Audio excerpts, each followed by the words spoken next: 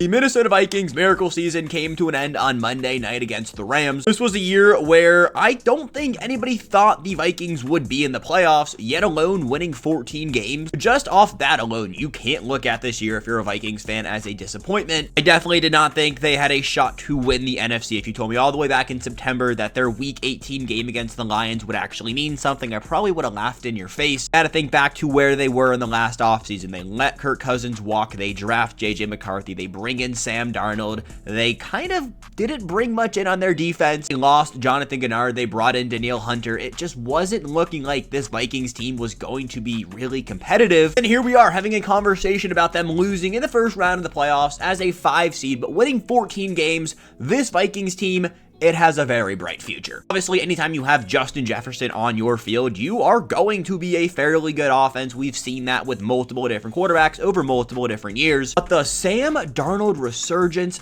it is something that needs to be studied. I just hope other teams don't fall victim to signing quarterbacks that just weren't good in previous stops, bringing them in and hoping they're going to have a Sam Darnold or a Geno Smith type season. Let me tell you, as a Commanders fan, we tried that with Carson Wentz. It did not work. And this Sam Darnold season right here might win him comeback player of the year. Probably should be a most improved reward, but it's not really a thing in the NFL. Taking a look, though, right here, you guys can see 4,300 passing yards, 35 touchdowns to 12 interceptions.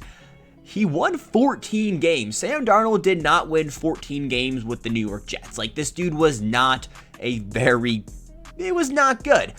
But some way, somehow, he turns it around for the Vikings. Now, they do sign him to a 1-year deal, and he is going to be a free agent in this offseason. Of course, we'll get there in a second, because that is the big decision they have to make. I just want to give Sam Darnold his flowers and say, damn, dude, you really turned it around. Let's talk about, though, this QB debate. Do you go with Sam Darnold and pay him a bag, or do you, play the young guy, J.J. McCarthy, and maybe bring in another veteran, similar to what you did with Sam Darnold? I'm torn on this because, obviously, the Vikings were not supposed to be good this year. I promise you, if you thought they were going to be good at the beginning of the season, you were delusional. They were not supposed to be good. So they were good, and usually when teams are good, they have a competent quarterback. So obviously Sam Darnold was competent enough. You can't look at the last 2 games and call that his season. Maybe he's not clutch. Maybe the offensive line gave up on him. I don't know. He didn't look good the last 2 weeks, but you can't throw that all away. You got to look at the whole season. He'll probably get a contract very similar to what a Baker Mayfield got with the Tampa Bay Buccaneers, but should the Vikings give him the bag? This is a debate that I don't necessarily like, because the rookie scale contract on your quarterback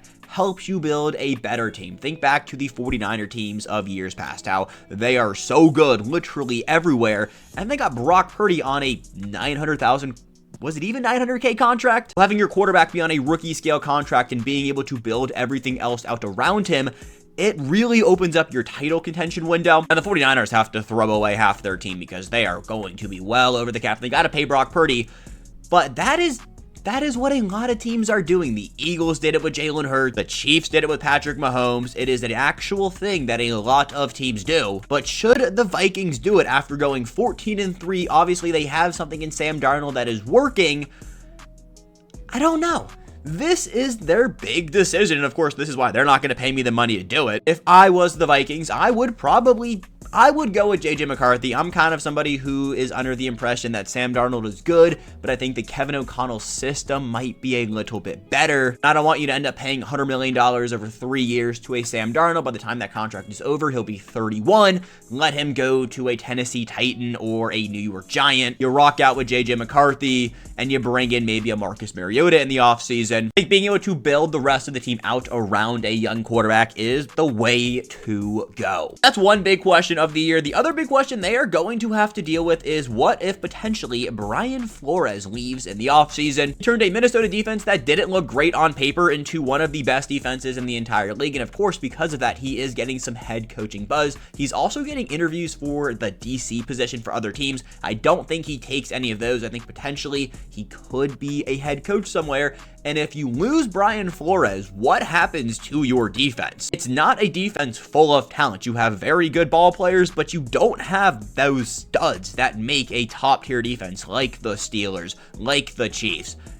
So what happens next? Maybe they have somebody Flores is training up underneath, or maybe they bring in somebody brand new. If I had to guess, I don't think Flores gets a head coaching job in this cycle. If it's not the Jets, potentially he could be with New Orleans, but if it's not either of those teams, I think he'll be right back in Minnesota. That's question number 2. Question number 3 I have for the Vikings that they do need to address this season. They have some aging stars on their team. For me is the running back in Aaron Jones. I believe they signed him to a 1-year deal this offseason, and he had a very, very efficient and good season.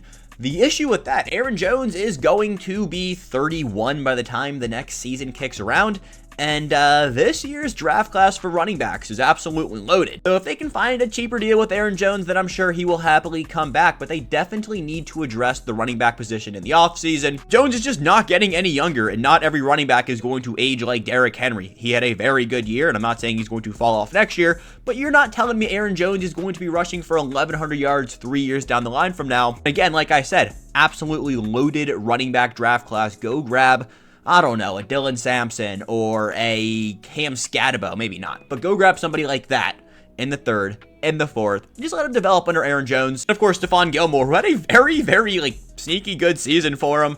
You can see right there, he had an interception, but he was, for a 34-year-old defensive back, he was probably their best DB.